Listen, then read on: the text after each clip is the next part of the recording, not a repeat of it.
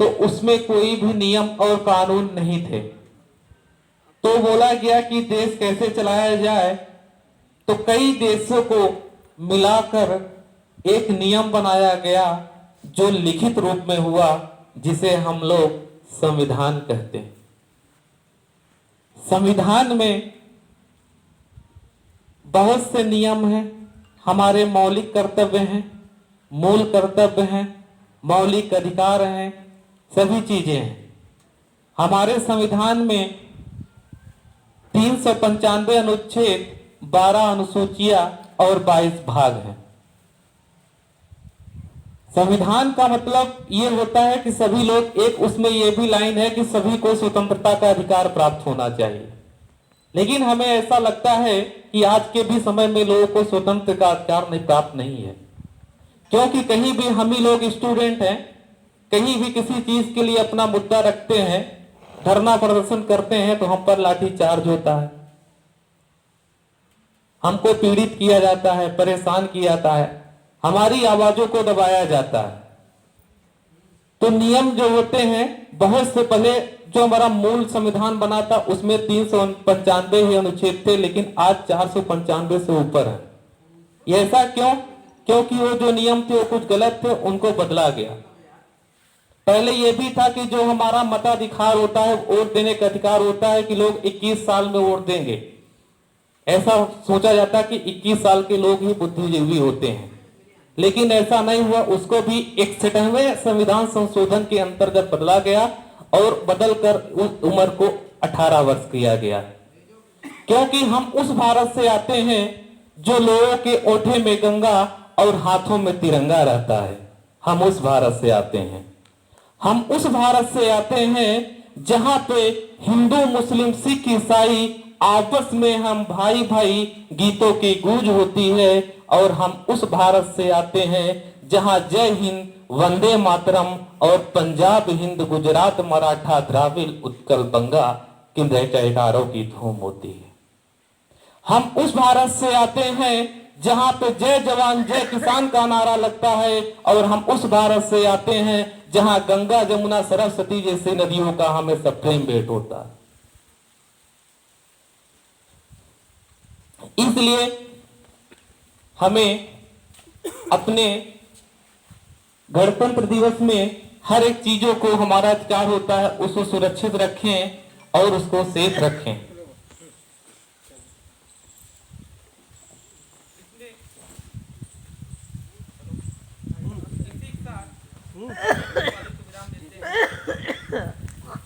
धन्यवाद अनूप सर, आपने हमें बताया कि हम संवैधानिक रूप से आज मजबूत हैं, लेकिन शायद हम उस संविधान का प्रयोग नहीं कर सकते।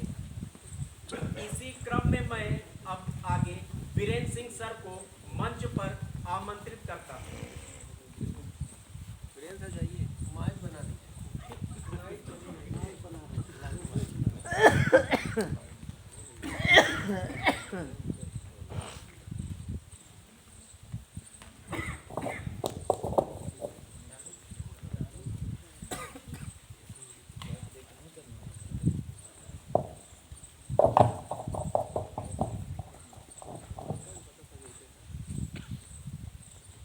सबसे पहले हम इस कार्यक्रम के संचालनकर्ता प्रवीण सर को धन्यवाद करता हूँ।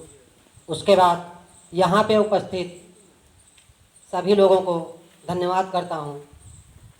हमारे संस्था के सहायक निदेशक माननीय अखिलेश गिरी जी, प्रधानाचार्य आदित्य यादव जी और सहायक रजिस्ट्रार माननीय नितिन मालवीय सर, सबको मैं यहाँ पे धन्यवाद करता हूँ।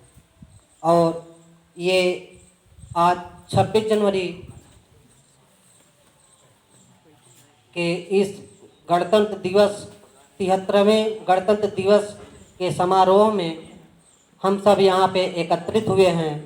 और मैं अपने 2 शब्दों में ये बताना चाहता हूँ कि आज ही के दिन यहाँ अपने देश का संविधान लागू किया गया और इसके लागू करने का जो समय था वो 10:18 था।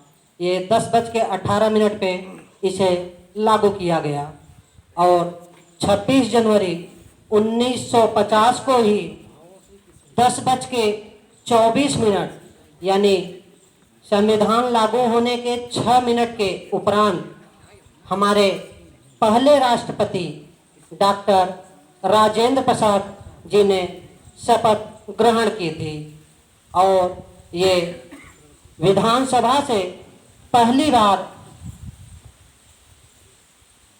रथ से निकले हुए थे। और इसी के साथ मैं अपने शब्दों को समाप्त करता हूँ। धन्यवाद। धन्यवाद वीरेंद्र सर। अब मैं हमारे संस्थान के लाइब्रेरी प्रमुख श्री अनिल शर्मा सर को मंच पर आमंत्रित करता हूं। इसके साथ ही सभी लोग अनिल शर्मा सर का तालियों के साथ स्वागत करेंगे। धन्यवाद। यहाँ पे उपस्थित सभी गणमान्य व्यक्तियों को नमस्कार। आज की इस शुभ अवसर पे आप सभी को 26 जनवरी मनाने के उपलक्ष्य में बधाई देना चाहता हूँ। हमारा जो संविधान है, अचानक गणतंत्र नहीं हुआ। ये कई प्रक्रियाओं से गुजरने के बाद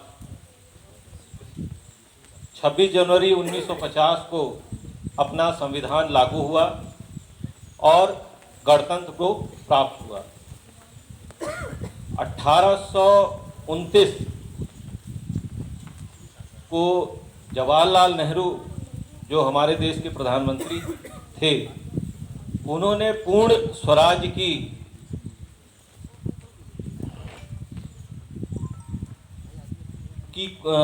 चेष्टा की कि 26 जनवरी 1930 को हम अपने देश को पूर्ण स्वराज्य मान लेंगे और 1930 को अगर अंग्रेजों ने ये पूर्ण स्वराज नहीं दिया तो हम उसी दिन से अपने देश को पूर्ण स्वराज की घोषणा कर देंगे। लेकिन कुछ समयों के पश्चात 26 जनवरी 1950 को देश अपना गणतंत्र हुआ और इस गणतंत्र संविधान को बनाने में 2 साल 11 महीने और 18 दिन का समय लगा, जिससे हम लोग इस स्वतंत्र देश में नियम और कानून के साथ चल सकते हैं। मेरा ऐसा मानना है कि संविधान उस समय बना जिस समय अंग्रेज यहाँ पे थे और बहुत सारे देशों के नियम कानून को लेकर के बनाया गया, जो आज की समय में, आज की डेट में बहुत सही भी हैं और बहुत हद तक सही भी नहीं है। उसमें परिवर्तन की बहुत आवश्यकता है। जैसा कि हमारे और भी टीचरगण ने ये बात बताई है, तो उसी के अनुरूप मेरा अपना मानना है कि परिवर्तन जरूर होना चाहिए, क्योंकि पुराने नियम पुराने समय के हिसाब से बने हैं और आज की डेट के हिसाब से अब नियमों में परिवर्तन होना चाहिए। और इन्हीं के साथ सभी को अपनी वाणी को पूर्ण विराम देता हूँ। धन्यवाद। धन्यवाद अनिल शर्मा सर। अब मैं शिवसागर सर को मंच पर अपनी बात रखने के लिए आमंत्रित करता हूं। धन्यवाद प्रवीण सर, आपने मुझे मंच प्रदान किया। मैं स्वयं में गौरवान्वित महसूस कर रहा हूं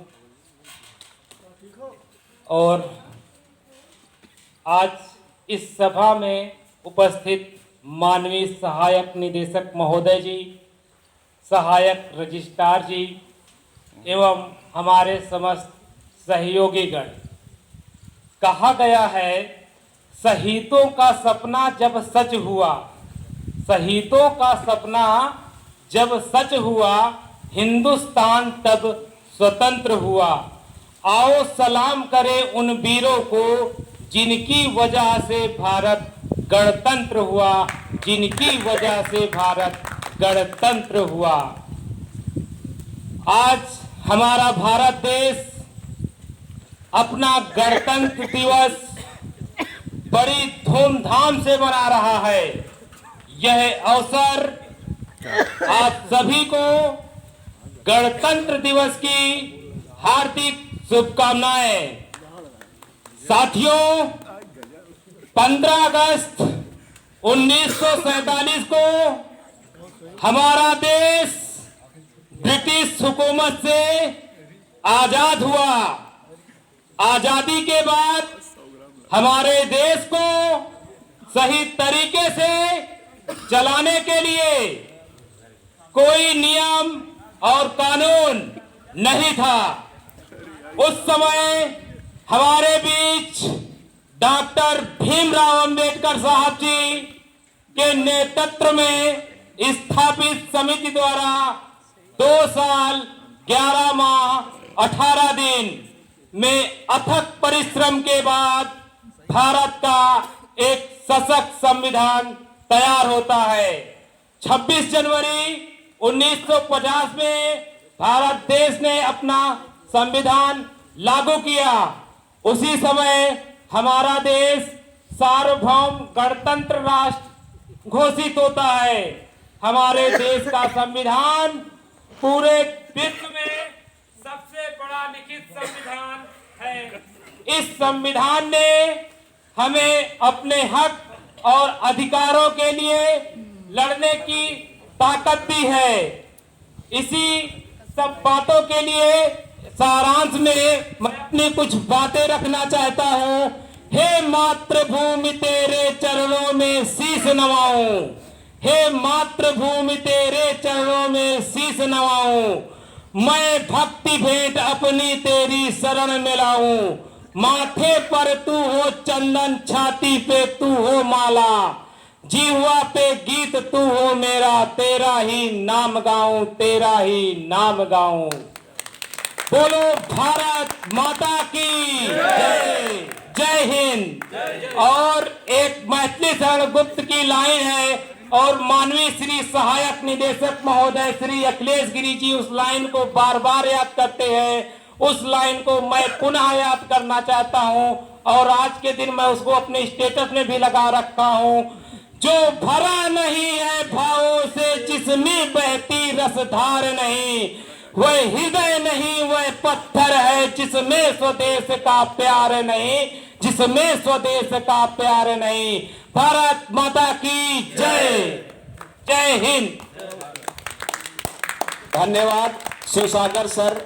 आपने आज गणतंत्र दिवस के उपलक्ष्य में हम सभी के अंदर एक ऐसा जोश भर दिया है कि अगर आज हम पराधीन होते तो आज के दिन ही स्वतंत्र हो गए होते। बहुत बहुत धन्यवाद।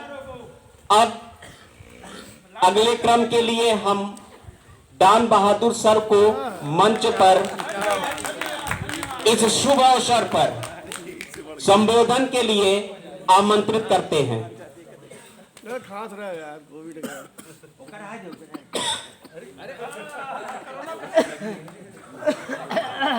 मतलब ऐसे नहीं करना। गला बैठा है, कोरोना नहीं।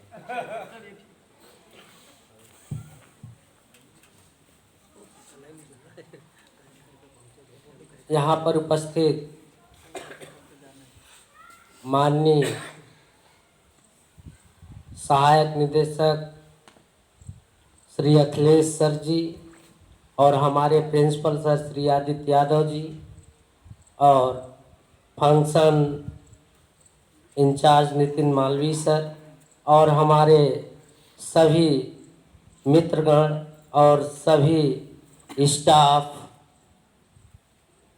गणतंत्र दिवस के अवसर पर हम लोग आज उपस्थित हैं, जो कि 3 या 4 महीने के उपरांत आज 26 जनवरी 2022 को बहुत स्वतंत्र दिन दिख रहा है। ऐसा दिन 3-4 महीने बाद दिखा, जो दिन 26 जनवरी ही दिख रही। इतना प्यारा मौसम, जहां 26 जनवरी नहीं भी मनाई जा रही है, वहां आज 26 जनवरी मनाया जा रहा है।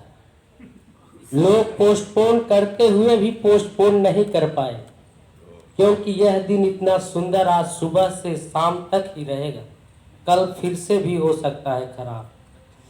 तो आइए, आज हम लोग 26 जनवरी क्यों मनाते हैं, 26 जनवरी हम लोग के लिए कितना इम्पोर्टेंस है।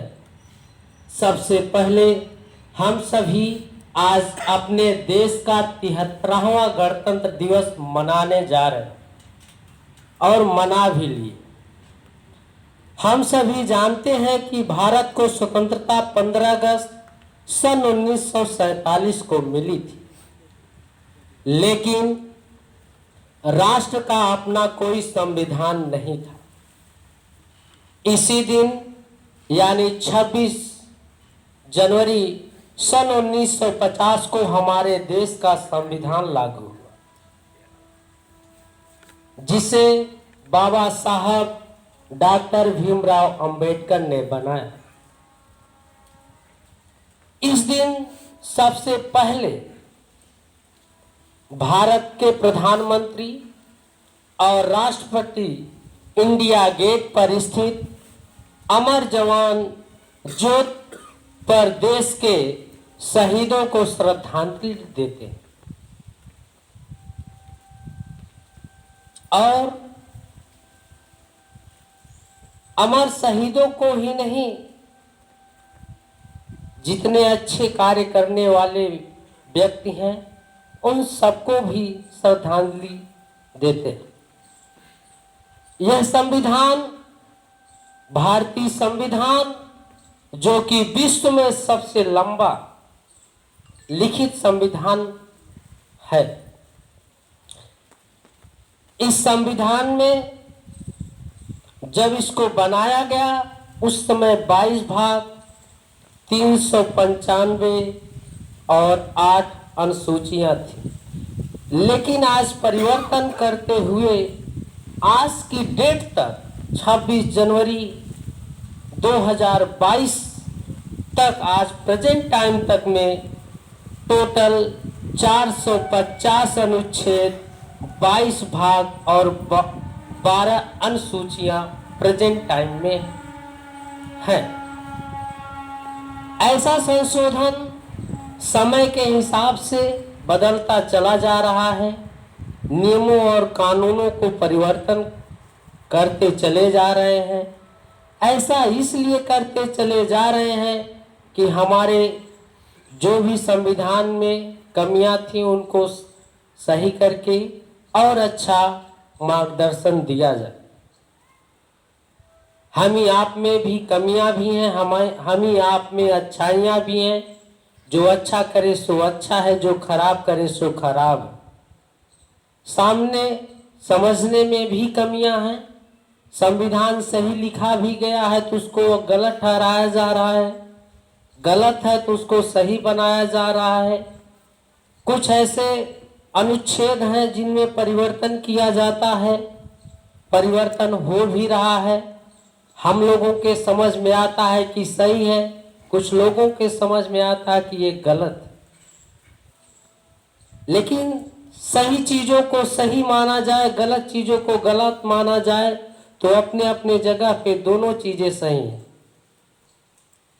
आज संविधान को बनाने में हम लोगों को कम से कम, हमने जहां तक देखा है कि 10 समिति बनाई गई थी। इन 10 समितियों को कितना समय लगा, जैसा कि सभी लोग जानते हैं, 2 साल के आसपास लगे, ज्यादा भी लगे। इनमें संचालन समिति थी, संघ संविधान समिति थी, प्रांतीय समिति थी, संघ संस्कृति प्रारूप समिति थी, झंडा समिति थी, मूल अधिकार समिति थी और अल्पसंख्यक समिति थी, प्रक्रिया नियम समिति थी और कार्य संचालन समिति। टोटल 10 समितियां बनाई गई थी, जिनमें प्रारूप समिति के अध्यक्ष हमारे डॉक्टर भीमराव अंबेडकर जी थे और संचालन समिति के अध्यक्ष पंडित जवाहरलाल नेहरू थे। यहाँ पे इस समिति में जो 10 समिति बनाई गई, इनमें कुछ महिलाओं का भी योगदान था, कुछ महिला सदस्य भी थी। महिलाएं कहीं पीछे भी नहीं हैं, जिनमें सबका नाम तो हम नहीं याद कर पाए हैं क्योंकि इतने नहीं जानकार थे कि सबका नाम याद कर ले, लेकिन उन महिलाओं का नाम तो जरूर याद है जो कि इस संविधान की सदस्य बने, जिनमें पहला नाम आता है कमला चौधरी, मालती चौधरी, रेणुका राय, सुचेता कृपलानी, सरोजनी नायडू, पूर्णिमा बनर्जी, लीला रे और विजया लक्ष्मी पंडित, जिनमें इसमें सबसे इम्पोर्टेंट काम सरोजनी नायडू का था। आज भारत का संविधान न तो लचीला है और न ही कठोर, दोनों मिलजुल कर बनाए गए थे। इसको ध्यान में रखते हुए बनाया गया। बहुत कठोर कर दिया जाए तब भी लोगों को दिक्कत होती है, लचीला बना दिया जाए तब भी दिक्कत होती है। दोनों को ध्यान में रखते हुए इस संविधान को बनाया गया। कहीं कहीं ऐसे देश हैं जहां के नियम बहुत कठोर है, आप नजर से गलत किए नहीं तो गला साफ किए, आप वहां चोरी नहीं कर सकते, आप कोई भी अवैध कार्य नहीं कर सकते हैं। अपने यहाँ का संविधान दोनों से मिलता जुलता है, पकड़े भी जाओगे तो छूट जाओगे, जा सकते नहीं तो आ सकते नहीं। दोनों चीजों को ध्यान में रखते हुए बनाया गया। इसमें भारतीयों को मौलिक अधिकार का हिस्सा भी बनाया गया है सभी को। इसमें मूल कर्तव्यों, मौलिक अधिकारों का भी उल्लेख किया गया है। संविधान को लागू करने के लिए 26 जनवरी का दिन तय किया गया, क्योंकि उस दिन सन 1930 में आजादी के दिवस के रूप में कांग्रेस समिति ने एक सेमी संविधान का दिन चुना था, इसीलिए इसको 26 जनवरी सन 1950 का दिन तय किया गया। तो हम आज अपनी वाणी को विराम देते हैं, क्योंकि वाणी विराम होने लायक नहीं दिख रही है। लोगों का हिंट है क्लोज करिए, कोई बात नहीं। Thank you.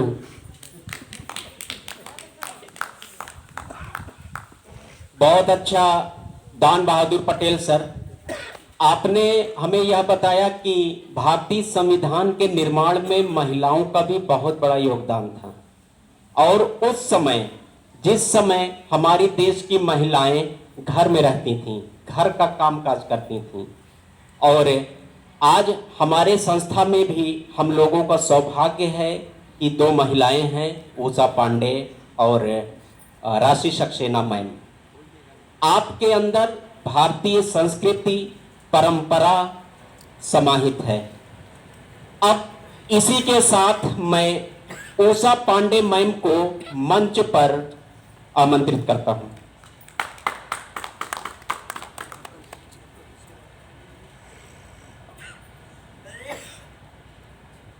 Respected Assistant Director, sir, deputy registrar sir, हमारे principal Aditya Yadav sir, please pay your attention, you are busy in your mobile. मैं चाहूँगी आप ज़रूर सुनिए, अदरवाइज मुझे तकलीफ़ होती है कि मैंने इतना कचरा बोला कि सर सुन ही नहीं रहे हैं। ओके, तो बाकी हमारे HODs, कोर्स कोऑर्डिनेटर्स, हमारे ये ग्रुप डी के सभी भाई लोग, और यहाँ जो लोग उपस्थित हैं, Rashi ma'am and Praveen sir, thank you so much, आपने हमें इतने अच्छे से इंट्रोड्यूस किया, मुझे खुशी हो रही है। तो शुरुआत महिलाओं से ही करते हैं, बट बोरिंग नहीं होगा टॉपिक, क्योंकि महिलाओं की बात आती है तो आप लोग सोचते हैं कि कलर ट्रेंड की बात करेंगी, फैशन की बात करेंगी, कपड़ों की बात करेंगी, मलाइका अरोरा की बातें करेंगी, बस ऐसा कुछ नहीं करूँगी, ठीक है। बात महिलाओं से शुरू करती हूँ। जैसा कि हमारे रिस्पेक्टेड दान सर ने बोला कि आज़ादी में, स्वतंत्रता संग्राम आंदोलन में महिलाओं का बहुत बड़ा रोल था, तो ये बात सच है। जब 1857 की लड़ाई जब बीत गई तो एहसान बिन दानिश ने, एक बहुत बड़े शायर थे, उन्होंने महिलाओं के लिए लिखा, भारत की महिलाओं के लिए, जो कि आज़ादी की लड़ाई में सम्मिलित हुई थी। उसमें हर तबका था। तब की महिला स्कूल नहीं जाती थी तो वो अपने गहने ही समर्पित कर दे रही थी, गेहूँ, चावल, अनाज जो भी था। ये 1857 से 1880 के बीच की बात है। तो एहसान बिन दानिश ने भारत की महिलाओं को लिखा, तेरे माथे पे आंचल भी बहुत खूब है, तेरे माथे पे ये आंचल भी क्या खूब है, इस आंचल को एक परचम बना लेती तो क्या कहना था। यानी आपका जितना ज़रूरी आंचल संभालना है, उतना ही ज़रूरी है झंडा बरदारी करना। आप बाहर अगर प्रतिनिधित्व भी करती हैं तो वो आपको और भी ज़्यादा सम्मान दिलाएगा। तो ये उस दौर की बात है जबकि देश में आज़ादी के लिए लड़ाई चल रही थी और उसमें प्रयाग का बहुत बड़ा रोल था।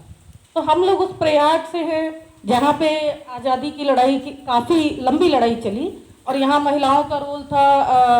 चौक से नेहरू परिवार से महिलाएं थी, मालवीय परिवार।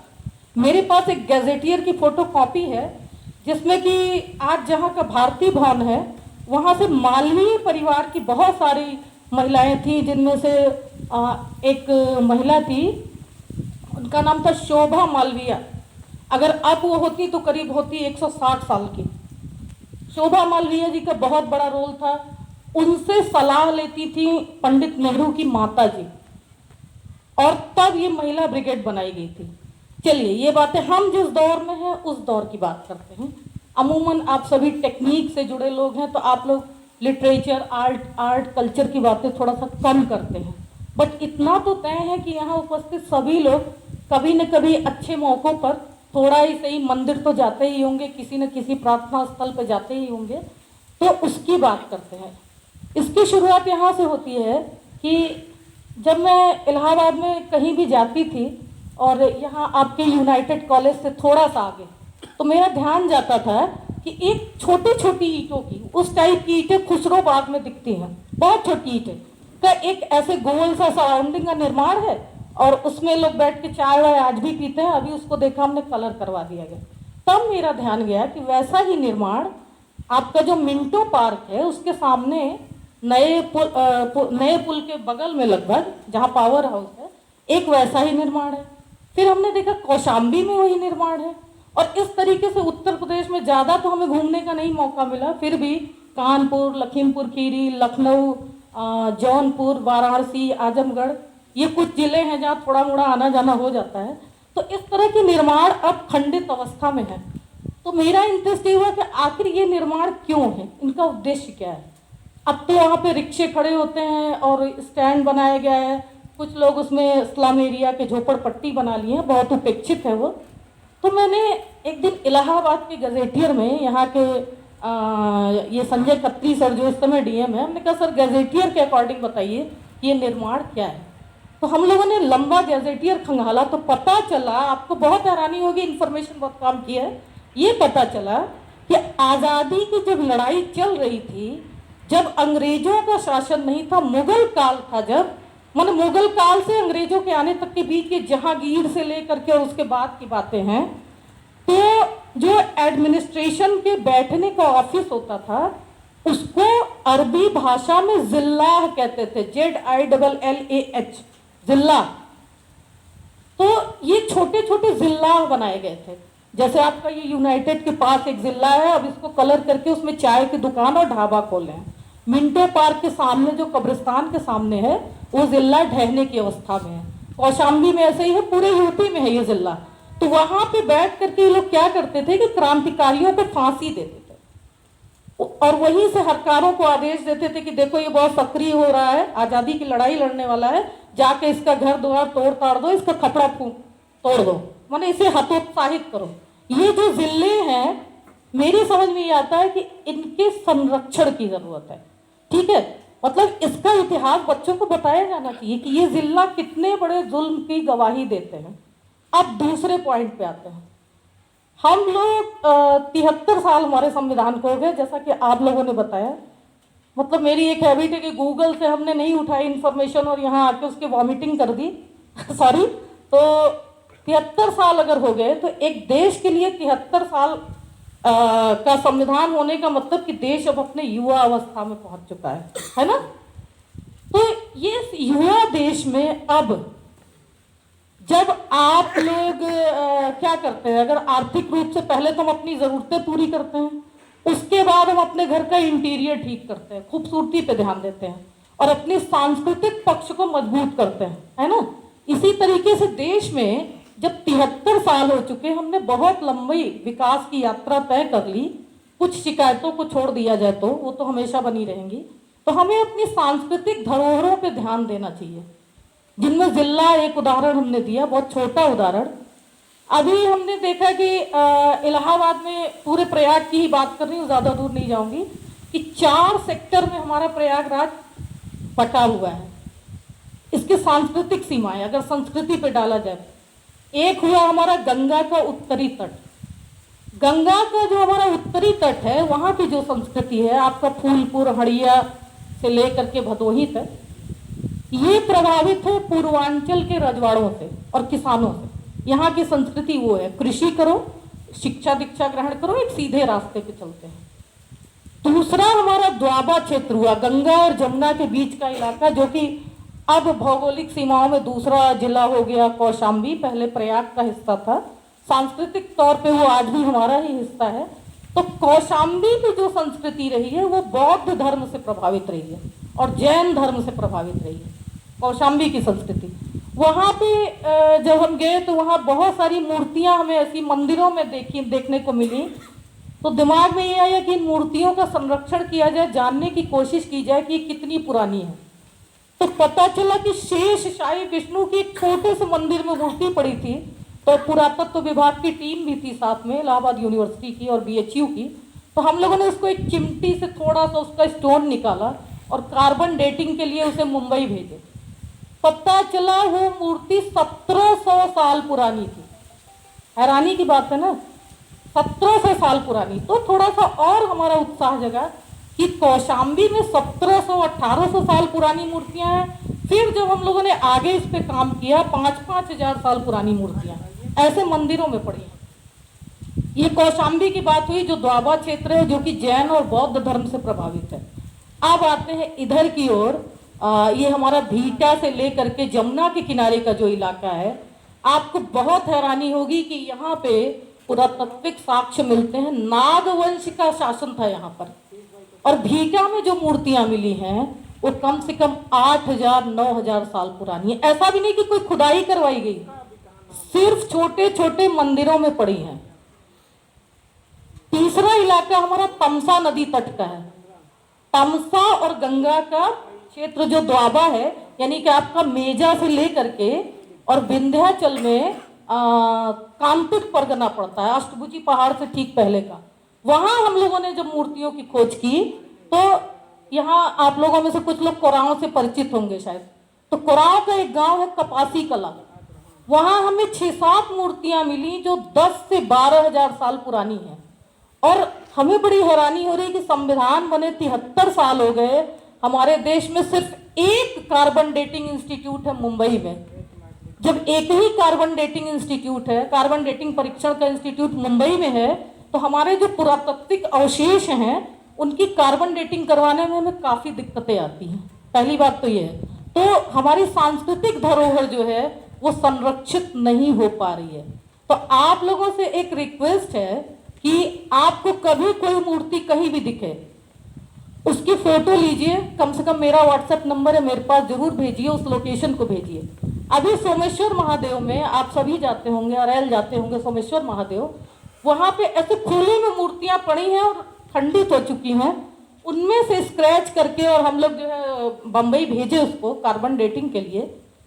वो मूर्तियां 8 से 9,000 साल पुरानी मूर्तियां हैं। उनमें एक मूर्ति ऐसी है जिसका उल्लेख ब्रह्मा वैवर्त पुराण में मिलता है, और उसका प्रयोग आपको बहुत हैरानी होगी कि एक समय में कलचुरी वंश का साम्राज्य था, तो कोई निर्माण हुआ रहा होगा, वो नदी का किनारा है तो वहाँ चीजें अवशेष ध्वंस होता रहता है।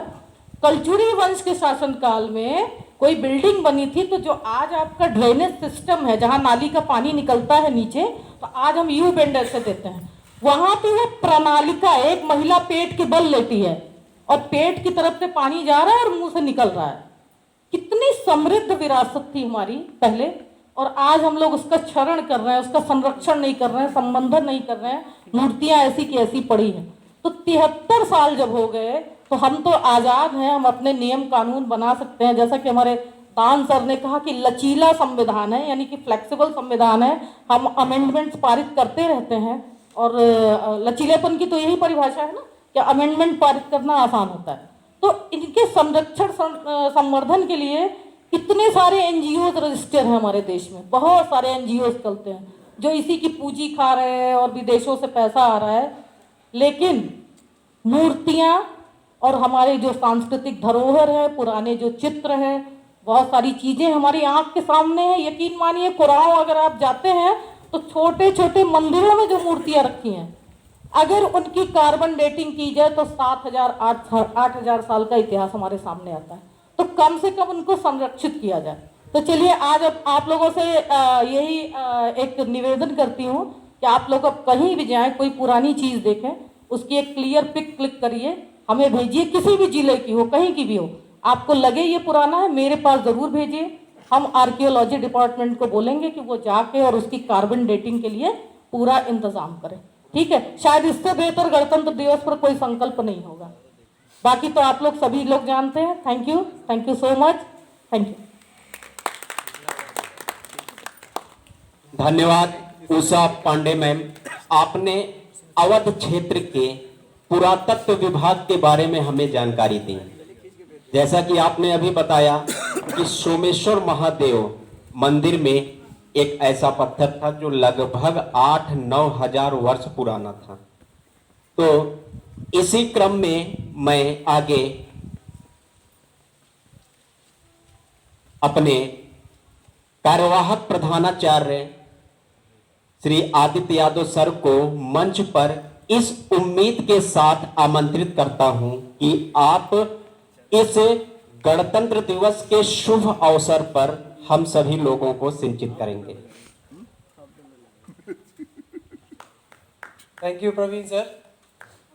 फर्स्ट ऑफ ऑल निदेशक महोदय का धन्यवाद देना चाहूँगा, जो इस प्रोग्राम को आयोजित कराने में हम लोग को साथ दिया और उन्होंने आदेश दिया, जिनकी वजह से आज ये इस प्रांगण में, हंसवाहिनी प्रांगण में इस कार्यक्रम का आयोजन हुआ। गणतंत्र दिवस की यहाँ पे सभी सम्मानित गणों को हार्दिक शुभकामनाएं। और इतने सारी चीज़ों में एक चीज़ का तो थोड़ा सा निकला कि अगर देश की सुरक्षा है तो अभी ऐसे बैठे बैठे एनालिसिस निकला कि देश की सुरक्षा जितने भी लोग कर रहे हैं, जवान, जल, थल, वायु, ये कभी कॉन्फ्रेंसिंग, स्पीच या कहीं अपने ज़िले में कहीं भाषण देते हुए नज़र नहीं आते। सिर्फ ये अपने कार्यों को पूरी पूर्ण निष्ठा के साथ और जो उनको दिया गया है सरकार द्वारा या फिर जो उनका कर्तव्य है, जो उनको स्टार्टिंग में बताया जाता है, वचन दिलाया जाता है, वो सारा काम करते हैं बिना कुछ बोले। इन चीज़ों से ये समझ में आता है कि कार्यों को ज़्यादा आपको प्रायोरिटी देनी चाहिए कि उसकी अपेक्षा उसके बारे में बोलने से, मेरा ये मानना है अभी। और उषा मैम, आपने कहा गूगल की बात करी, तो मैं आपकी बात काट नहीं रहा हूँ, but Google is a type of books. आप बच्चों को पढ़ाती हैं, तो हम भी पढ़ाते हैं, तो बुक से ही चीज़ों को पढ़ते हैं और फिर पढ़ाते हैं। और गूगल को बनाने वाला कोई मशीन तो है नहीं, इंसान ने ही बनाया है। और जितनी भी चीज़ें अपडेट करते हैं, ब्लॉग्स बनाते हैं, वो हम जैसे आम इंसान ही हैं। तो गूगल से कोई चीज़ की स्पीच देना या उसके तथ्यों को निकालना कोई गलत चीज़ें नहीं है, क्योंकि हम जानकारी मिल रही है, ये सबसे बड़ी बात है। चाहे कैसे भी जानकारी मिले, तो कुछ इम्पोर्टेंट से तथ्य हमने पढ़े और शायद उसको अभी किसी ने बोला नहीं है, लेकिन जानते सभी हैं। हमारा संविधान बना 2 प्रतियों में बना, एक हिंदी और एक इंग्लिश, और इन दोनों प्रतियों को हस्तलिखित ही रखा गया। अभी तक इसकी कोई प्रिंटेड कॉपी तैयार नहीं करी गई, कोई भी प्रिंटेड कॉपी इसकी तैयार नहीं करी गई। एक हस्तलिखित सुलेख है ये हम लोग का, और इसको दिल्ली के सांसद भवन में एक लाइब्रेरी में हीलियम से भरे बॉक्स में रखा गया है, जिसकी मूल प्रति रखी गई है। और जितनी सारी चीज़ें चल रही हैं वो आपकी उसकी फोटोकॉपी चल रही हैं। और हमारा जो राष्ट्रगान है, राष्ट्रगान पता सभी को है, लेकिन कुछ चीज़ें ऐसे मौके अवसर पे बतानी चाहिए जिससे कि एक रिमाइंड हो जाए। राष्ट्रगान बंगाली भाषा में तैयार हुआ था, फिर उसका राष्ट्रीय अपने हिंदी भाषा में अनुवाद करके उसको राष्ट्रगान में अपने कन्वर्ट किया गया। और सबसे बड़ी बात कि जो हम लोग के राजपथ में झांकियाँ निकलती हैं, वो 5 किलोमीटर प्रति घंटा की रफ्तार से निकलती हैं। उसका रीज़न कुछ इस टाइप का है कि उस झांकियों को सभी लोग अच्छे तरीके से देख लें, जिसमें उसमें कोई भी मतलब ये ना हो कि संशय रहे कि झांकियों में क्या हो रहा है। तो मतलब छोटे छोटे तथ्य हैं जिसको जानना हम लोग के लिए एटलीस्ट 26 जनवरी को तो याद कर ही सकते हैं। और एक और बात है कि हम लोग के इंडिया के लोग बुद्धिजीवी बहुत हैं, है ना। इंडिया का अभी तक कोई ऑफिशियल फुल फॉर्म नहीं है, लेकिन हमें ऐसे ही कहीं से मिल गया। आप लोग की जानकारी के लिए भी हम बता देते हैं। Independent nation declare in August. India का ऑफिशियली नहीं है, मैं फिर से कह दे रहा हूं कि ये ऑफिशियली नहीं है, बट इसमें कोई गलत भी नहीं है। आपके सारे लेटर्स और जो इंडिया का फुल फॉर्म निकल रहा है वो उसी चीज़ों से निकल रहा है। इंडिपेंडेंट का भी मतलब पता है, नेशन का भी मतलब पता है, डिक्लेयर्ड का भी मतलब पता है, और इन अगस्त में हुआ भी था, ये भी सत्य बात है। कोई गलत चीज़ें इसमें फुल फॉर्म में नहीं बनाई गई। इसी वाणी के साथ हम अपने वचनों को विराम देते हैं। धन्यवाद। धन्यवाद आदित्य यादव सर, आपसे जैसा उम्मीद था वैसा आपने हम सभी को सिंचित किया। वैसे तो आज गणतंत्र दिवस के उपलक्ष्य में सभी लोगों ने बहुत ही अच्छा अभिभाषण दिया। मुझे भी कुछ चीजें नई पता चली, आपको भी भारतीय इतिहास, भारत की स्वतंत्रता, भारत के गणतंत्र से और पुरातत्व विभाग से रिलेटेड आपको जानकारी मिली। फिर भी आपके मन में एक कसक रह रही होगी। वो कसक क्या है? आप जिसको सुनने के लिए बेकरार थे, उन शख्सियत को मैं मंच पर बुलाना चाहता हूं, क्योंकि उनके भाषण से हम सभी को एक नई ऊर्जा प्राप्त होती है और उनके अभिभाषण में भारतीय एकता, भारतीय संस्कृति, भारतीय परंपरा और भारतीय अध्यात्म का झलक मिलता है। तो मैं इसी उम्मीद के साथ अपने आदरणीय श्री अखिलेश गिरी सर को मंच में आमंत्रित करता हूं।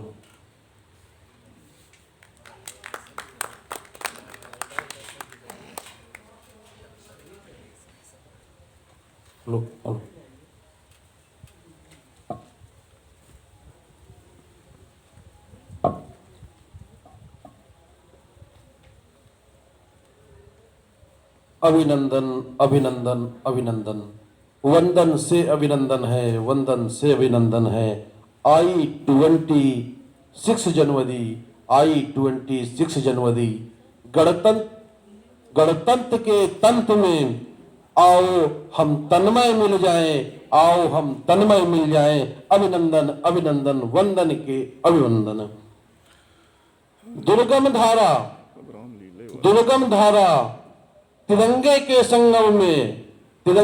संगम में आओ मिल जाएं सच्ची राष्ट्र प्रेम से। अभिनंदन है, वंदन में अभिनंदन है। आज 26 जनवरी का ये महापर्व इस संगम की पावन भूमि पे आयोजित हो रहा है। अभिभाषण लोगों ने बड़ी ऊर्जा के साथ बड़े अच्छे शब्दों का चयन करके यहाँ पे लोगों ने दिया। उनको मैं सहृदय आभार प्रकट करता हूँ, उनका अभिनंदन करता हूँ। इसी तरीके से जब भी मौका मिले वे अपने शब्दों को रखें और उस चीज को अपनी कार्यशैली में भी अपनाने का यदि समन्वय स्थापित करेंगे तो इस तरीके का आयोजन पूर्ण रूप से सफल माना जाएगा। शब्द ब्रह्म होता है, शब्द से चीजों को अभिव्यक्त किया जा सकता है। भाषाएं कई प्रकार की होती हैं, कई प्रकार से चीजों को हम समझते हैं। यदि हम हिंदी भाषी देश के हैं या क्षेत्र के हैं तो हम उस चीजों को हिंदी में ज्यादा अच्छी तरीके से समझते हैं। यदि और भी प्रांत हैं जहाँ पे अलग अलग भाषाएं बोली जाती हैं तो वहाँ पे उस भाषा को अच्छी तरीके से समझा जाता है। तो ये एक मनोवैज्ञानिकी भाषा होती है जिसको हम कन्वर्ट करते हैं और हमारा हृदय समझता है। वहाँ पे स्वर अक्षर का समन्वय हो जाता है। आप देखिए कि जब आप कोई बात आपके मन में चल रही होती है, जब उस चीज को आप अपने शब्दों में अपने शुद्ध अंतःकरण से जब सामने रखते हैं तो आपको बहुत ही आनंद महसूस होता है। आज 26 जनवरी का ये जो महापर्व है ये अनेकता में एकता को दिखाता है। देश की संप्रभुता अखंडता बनी रहे, हर जाति धर्म, हर भाषा, हर प्रकार के लोगों का, हर प्रकार के प्राणियों का परस्पर सम्मान, उनका अधिकार मिलता रहे, उनके प्रति न्याय संगति बातें हो, न्याय मिले, उसका ये प्रतीक 26 जनवरी है। देश जब हमारा आजाद हुआ तो देश को चलाने के लिए एक सिस्टम की आवश्यकता होती है। जैसे आप लोग अपने अपने घर में यदि घर को चलाना है तो एक सिस्टम जनरेट करना होगा। कॉलेज चल रहा है तो एक सिस्टम की आवश्यकता पड़ रही है। तो उस समय जो पुरोधा लोग थे उनके मन में इस तरीके की भावनाएं आई कि देश स्वतंत्र हो चुका है, अब इस देश को आगे अच्छे तरीके से इसका संचालन हो, उसके लिए उन्होंने एक संविधान कई देशों से लगभग 13 देशों से मिलकर इस का संविधान तैयार किया गया, जो कि अधिकृत रूप में आज के दिन ही इसकी मान्यता दी गई। उसमें बहुत सारे लोगों का सहयोग हुआ। आप लोगों ने वो सारी बातें सुनी, यहाँ पे लोगों ने प्रस्तुत किया। आज मैं कुछ बातें अलग बताना चाहूँगा। जब जलियांवाला बाग कांड हुआ था, उस कांड में अहिंसा के पुजारी, अहिंसा के नाम की यदि बात करते हैं तो महात्मा गांधी का नाम आप लोग को जहन में आता है, मगर उनसे पहले यदि अहिंसा की बात कोई करता था तो लाला लाजपत राय जी कहते थे, जो सत्यनिष्ठ थे, जो अहिंसा बिल्कुल नहीं चाहते थे कि अहिंसा से देश को स्वतंत्र कराया जाए। तो उन्होंने अहिंसा के रास्ते पे जो वहां पे एक कमीशन को गो बैक की बात की जा रही थी, तो एक आंदोलन रखा गया था। तो उसमें ब्रिटिश हुकूमत जो थी उनके ऊपर लाठीचार्ज करा दी गई। वहां पे नदी नाले कुएं जो थे भगदड़ मच गई, लाठीचार्ज हुई, बहुत से महिलाएं बच्चे रौंद दिए गए। इतनी करह की वेदना थी, यदि आप उसको चित्र के माध्यम से, चलचित्र के माध्यम से देखेंगे, बहुत सारी उस पर फिल्में बनी हुई है, तो आपका दिल दहल जाएगा। तो उस जलियांवाले बाग कांड में बहुत से लोग शहीद हुए, जिसमें सर पे चोट लगने के कारण लाला लाजपत राय जी का भी निधन हुआ। आज मैं इसलिए इस बात को बता रहा हूं कि हमारे देश में ऐसे ऐसे वीर पुरोधाओं का जन्म हुआ है, जिससे हम लोग अपने आप को गौरवान्वित करते हैं। उन्होंने लंदन के सीने को चीरते हुए उसकी संसद में जाके बहुत से, आप लोगों जब बात होती तो लोग कहते हैं गिरीशर पंडित राम प्रसाद बिस्मिल जी की ही बात करते हैं, तो कोई कहता है कि चंद्रशेखर आजाद जी की ही बात करते हैं। आज मैं उधम सिंह की बात कर रहा हूं, जो एक दलित समाज से आते थे। उन्होंने जाकर लंदन के सीने में उस व्यक्ति को गोली मारी जो लाला लाजपत राय को, जो जलियांवाला बाग कांड हुआ था, जो उसमें लोग मारे गए थे, या तमाम क्रांतिकारियों को वहां पे जाके बदला लिए, ऐसे लोगों को हम लोग नमन करते हैं। आज एक फिल्म भी रिलीज हो रही है उधम सिंह, आज आप लोग जाके देखिएगा, और बहुत अच्छी फिल्म है, लोग बताते हैं। तो उधम सिंह का भी आजादी के जो गदर पार्टी थी उसमें बहुत बड़ा उनका योगदान रहा है। उन्होंने देश के लिए सब कुछ निछावर कर दिया। बिस्मिल्लाह खां जी द्वारा बहुत सारी पंक्तियां बोली जाती थी, कितना अच्छा उसमें अच्छा स्वर आता था, कितना सरफरोशी की तमन्ना अब हमारे दिल में है। तो अब सोचिए कि उन सब शब्दों में कितना आनंद आता था जब देश की बात होती थी, जब राष्ट्र प्रेम की बात होती थी, आजादी की बात होती थी।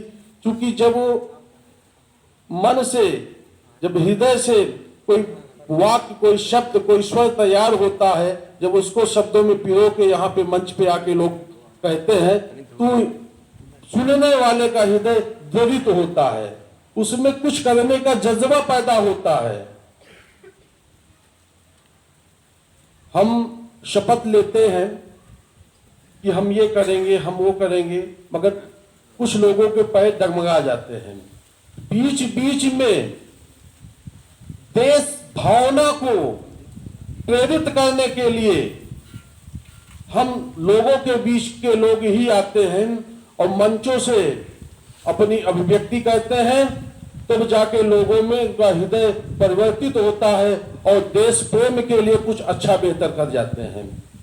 आज जवान भी है और किसान भी हैं।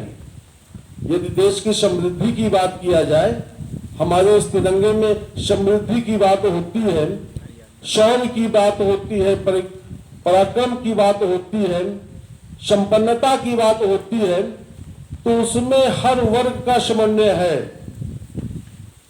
किसान और जवान दो शब्द हैं, और यदि इनके पीछे आप देखें तो सचमुच में देश की सेवा, जो भी कोई देश के लिए कुछ भी कर रहा हो, देश सेवा है। मगर सचमुच में देखा जाए तो यही तो कड़ी है, एक जवान एक किसान जो देश के लिए एक विशेष योगदान दे रहा है, देश के लिए समर्पित हो रहा है। जो वर्तमान की परिस्थितियां हैं, आपका विचार में लोगों का आता होगा कि भाई हम तो किसान है, किसान अनाज पैदा किया, अनाज पैदा करने के बाद क्या कहते हैं, उसका पैसा ले लेता है, तो उसका तो कोई आभार तो रहा नहीं। मगर ऐसा नहीं है, कभी कभी खेती सूखी भी पड़ जाती है, कभी कभी क्या कहते हैं, तमाम प्रकार की समस्याएं आ जाती है जिसके कारण अनाज नहीं पैदा होता है। और आप एक आलू जो होता है उसकी कीमत बहुत ज्यादा से ज्यादा होगी, 1-2 रुपए होगी, 5 रुपए मान लीजिए, मगर 5 रुपए हमने बहुत ज्यादा कह दिया। जब किसान उसको उगाता है तो उसकी कीमत मार्केट में बेचने तक 1 रुपया लगभग है मान लीजिए। मगर जब उस चीज को कॉर्पोरेट कंपनियां चिप्स के रूप में एक आलू से 5 पैकेट तैयार कर देती हैं, 5-5 रुपए में 25 रुपए आपसे ले लेती हैं। मेहनत किया किसान। आज सरकारें इसी चीज पे बात करती हैं, मगर सही तरीके से उस चीज को पेश नहीं कर पा रही हैं कि जो किसान की मेहनत है, हम उसको कहते हैं कि उतना पैसा उसको मिल गया, मगर मिलता नहीं है। कॉर्पोरेट सेक्टर उस चीज को लेकर कई गुने में हमको रिटर्न कर रहा है। जो उपभोगी लोग हैं, जो उस चीज को उपभोग में ला रहे हैं, वो कई गुने उस चीज को पैसा देकर तब तक आप तक पहुंच रही है। तो किसान जो होता है वो अपने हृदय को चीर कर चीजें प्रस्तुत करता है, और हम आप यदि स्वस्थ वातावरण में जी रहे हैं तो जो अन्नदाता का बहुत बड़ा रोल है। और देश की जो सीमाएं हैं, आज आप देख लीजिए कि कुछ समय पहले की घटना है, अफगानिस्तान तालिबान में कन्वर्ट हो गया। यदि वहां की सशक्त सैन्य व्यवस्था होती, उनका स्वयं का सशक्त सेवाएं होती वहां पे, तो ये स्थितियां ना आती। यदि आज भारत सबसे बड़ी मिलिट्री के रूप में, सबसे बड़ी सेना के रूप में विश्व में आगे है, तो यहाँ के खून पसीने से तैयार हुए किसान के बच्चे ही जाके वहां पे खड़े हो रहे हैं, उनका ही योगदान है। किसी बड़े घराने के बच्चे जाके वहां पे नहीं लड़ते हैं, और यदि अफसर भी बनते होंगे तो वो पीछे ही रहते हैं।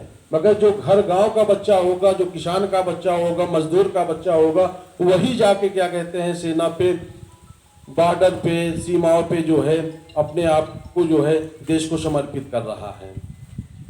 क्षेत्र बहुत है, बहुत सारी बातें हैं जिस पे चर्चा करने को आइए तो बहुत सारी चर्चाएं से निकल के समय आती हैं।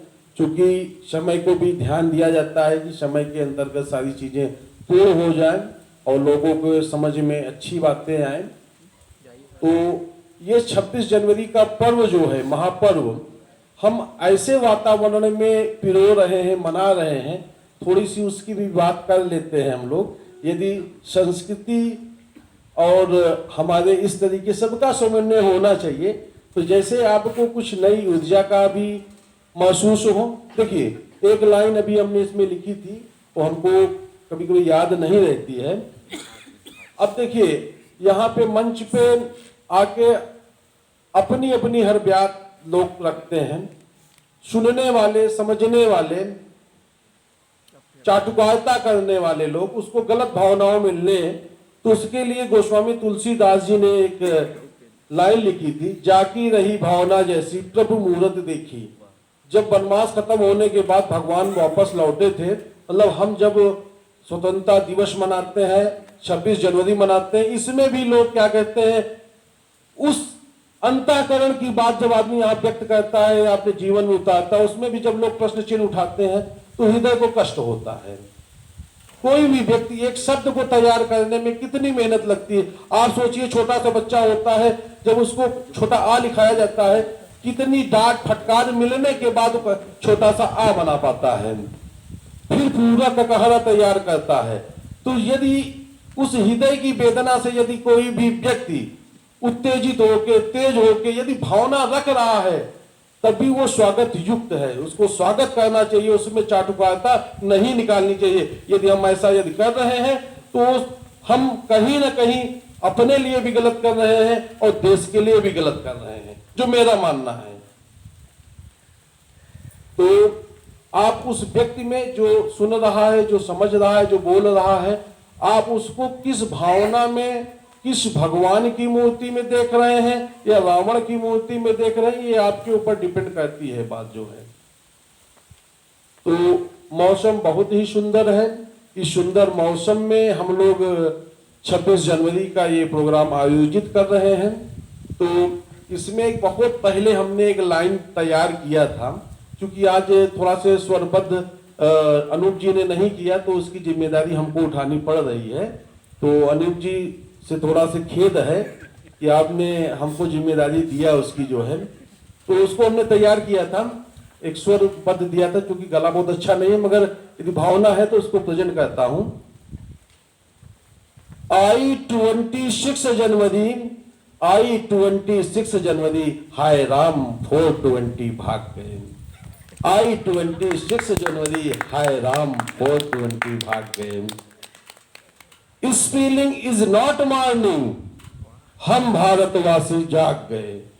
स्पेलिंग इज नॉट मॉर्निंग, हम भारतवासी जाग गए। नहीं चाहिए ब्रिटिश हुकूमत, नहीं चाहिए ब्रिटिश हुकूमत, हम रहेंगे स्वावलंबी, हम रहेंगे स्वावलंबी। नेहरू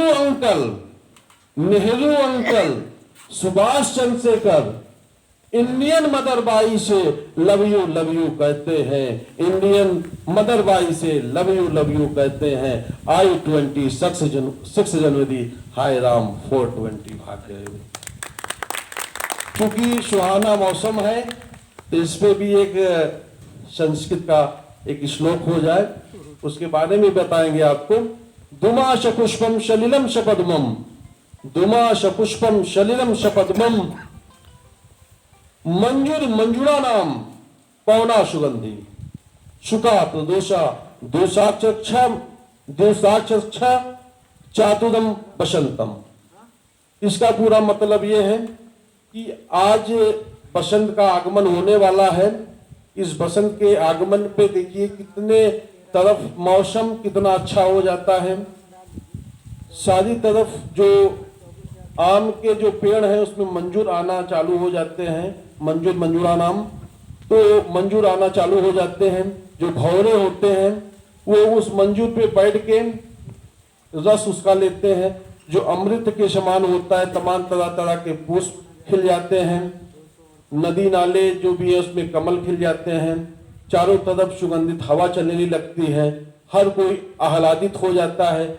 इस तरीके के वातावरण में हम लोग 26 जनवरी का ये पर्व मना रहे हैं, बहुत ही सुखद है। बस इन्हीं बातों के साथ मैं यहीं पे अपने शब्दों को रोकता हूं। वाणी को विराम नहीं दिया जाता है। जो लोग वाणी को विराम देते हैं, वाणी का विराम केवल एक समय होता है, उसके बाद फिर वो नहीं हो पाता है। तो शब्दों को विराम कुछ देर के लिए दे दीजिए, फुल विराम मत दीजिए जो है, क्योंकि जो लोग वाणी को विराम देते हैं वो अच्छी बात नहीं है। शब्दों का उचित चयन करना चाहिए, ठीक है। तो इस समय बहुत बहुत आभार सभी लोगों का कि जो, क्योंकि बातें जिस भी क्षेत्र की आप खोलेंगे, अब जैसे मैंने जिस क्षेत्र की बात किया, थोड़ा सा उस पर प्रकाश डालेंगे हम, 30 सेकंड लगेंगे। हमारा ये प्रयागराज जो है, ये 2-3 नदियां यहाँ पे नहीं हैं, यहाँ पे बहुत सारी नदियां हैं। कुछ नदियां का अस्तित्व नहीं है, कुछ नदियों का अस्तित्व है आज भी। उन सभी नदियों का यह संगम है। केवल 3 नदियां मूल रूप से हैं इस प्रयागराज में, गंगा, जमुना, सरस्वती, जिसमें सरस्वती भी अदृश्य है। कहा जाता है कि जो किला इलाहाबाद में बना हुआ है उसमें एक कूप है, उसमें अक्षयवट के इर्द गिर्द करीब में है, उस कूप में सरस्वती जी का दर्शन माना जाता है। और दूसरी भी यदि उसको दूसरे दृष्टिकोण से देखा जाए कि जब यहाँ पे कल्पवास चालू होता है तो उस कल्पवास में जब शब्दों की धारा बहती है और गंगा जमुना के तट पे तो मिलके संगम बनता है। तो बहुत से आप लोग देखे होंगे लोग आते हैं यहाँ पे, अलग अलग स्वरों में यहाँ पे वंदनाएं होती हैं, लोग अपनी बातें रखते हैं। सब वो सरस्वती जो हम लोग बोलते हैं सरस्वती का रूप माना जाता है वाणी को, तो उसको मिलके सरस्वती होती है। क्योंकि सरस्वती नदी हम लोगों ने देखा नहीं, अभी कौशाम्बी की तरफ से खुदाई चल रही थी, क्योंकि अदृश्य रूप में है। तो अभी क्या माना जाए, यही माना जाए कि जो वहां पे लोग अपनी वाणी को धाराओं में दे रहे हैं वही सरस्वती है। गंगा जमुना को मिलकर तीसरी सरस्वती हो जा रही है।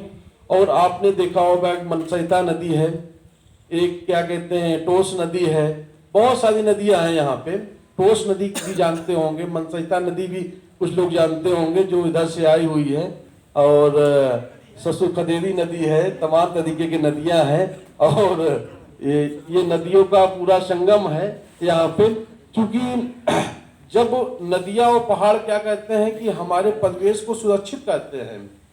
आप देखिए पहले में जो नगर बसाए जाते थे, जो बड़े बड़े किले बनाए जाते थे, वो सुरक्षा के दृष्टिकोण से नदी के किनारे बनाए जाते थे। कभी बाहरी आक्रांताओं द्वारा यदि कोई भी आक्रमण किया जाए तो वहां की उत्तराधिकारी को उस नदी के रास्ते जंगलों में, और देखिए नदी के किनारे सदैव जंगल हुआ करते थे, अरण्य हुआ करते थे, उस जंगलों में लोगों को सुरक्षित किया जाए। इसलिए जितने बड़े बड़े शहर हैं आज भी, चाहे आप दिल्ली देख लीजिए, कानपुर देख लीजिए, इलाहाबाद देख लीजिए, बनारस देख लीजिए, उत्तर प्रदेश की बात करते चल रहे हैं, जितने भी बड़े हैं, चाहे भोपाल कह लीजिए, चाहे जो भी शहर बड़े बड़े शहर हैं, सब शहर नदियों के किनारे हैं। झील और तालाब के किनारे, जहाँ बड़े बड़े झील हैं उसके किनारे बसाए गए हैं। उसका यही एक मतलब था कि हमारे जो है जो वहाँ पे जो परिवेश है, जो लोग वहाँ पे वास कर रहे हैं वो सुरक्षित रह सकें।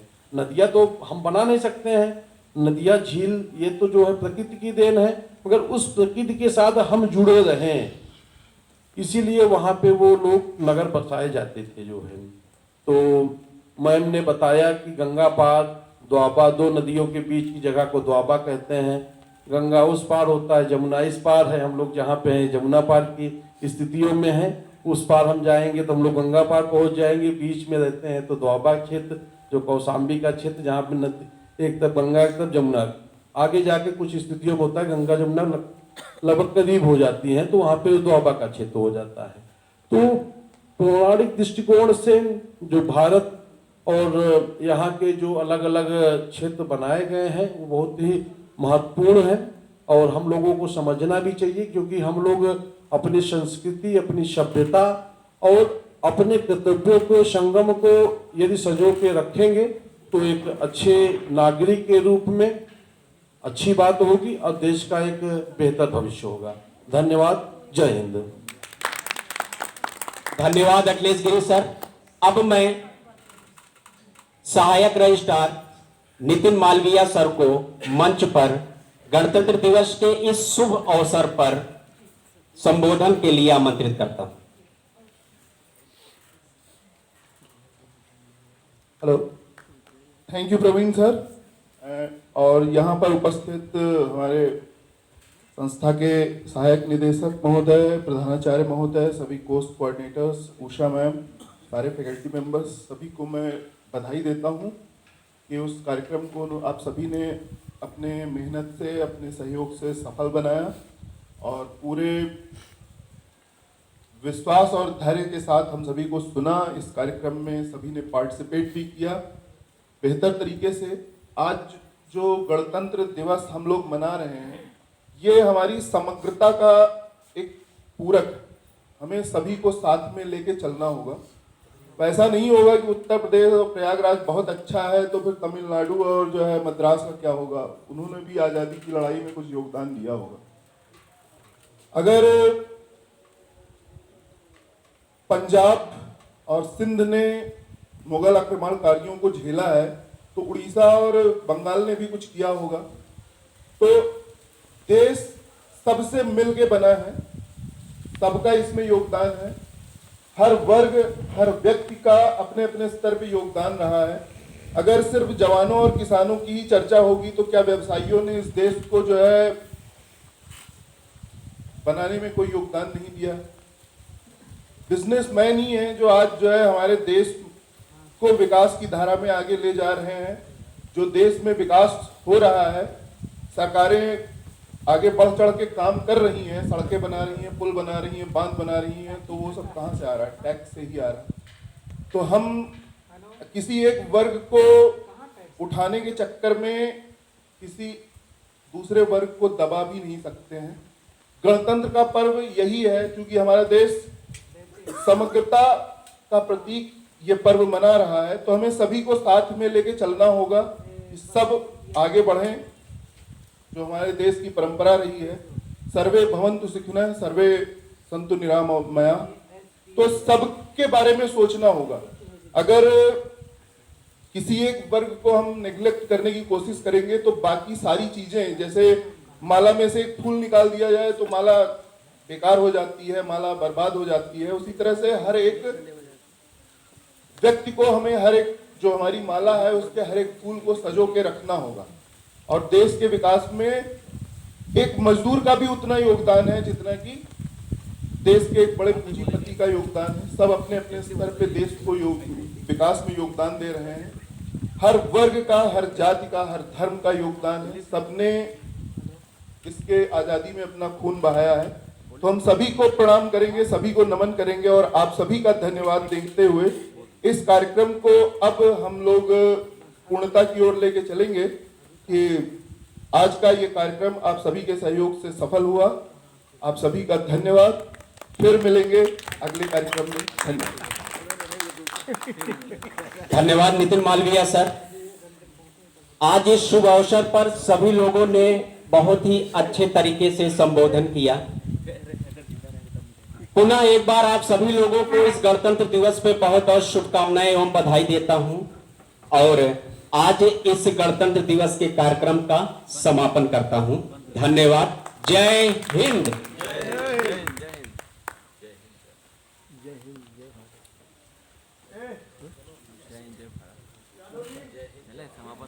सब लोग आ जाइए, ग्रुप फोटोग्राफ ले लेंगे।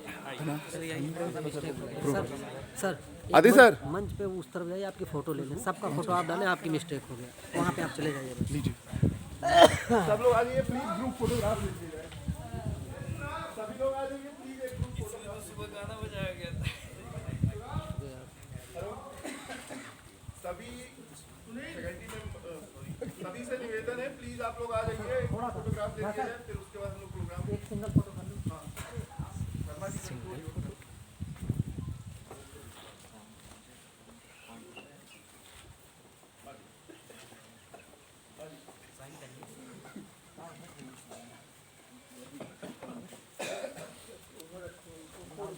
उधर कर लिया है।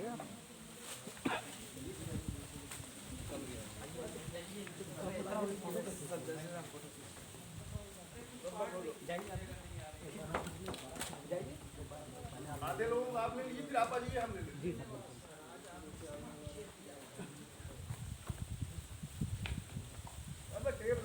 मैडम थोड़ा सा और जगह हो करिए, डाउन कर आइए, इस तरफ आप लोग नहीं दिख रहे।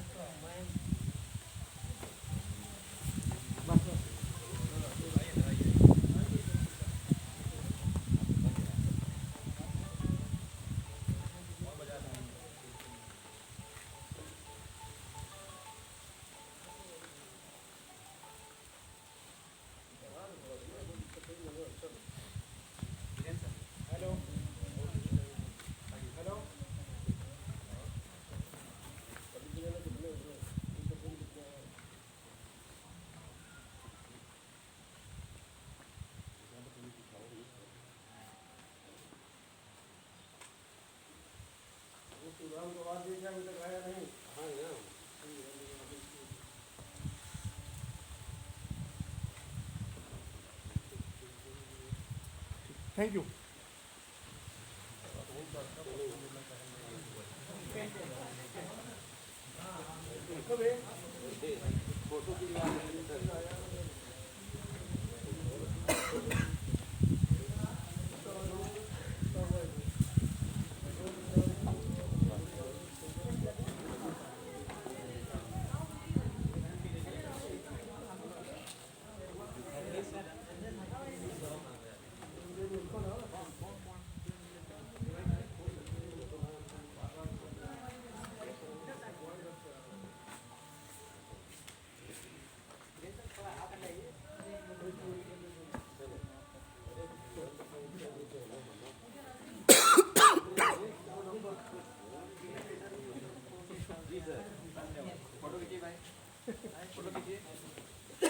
मिठाई वितरण कार्यक्रम चल रहा है।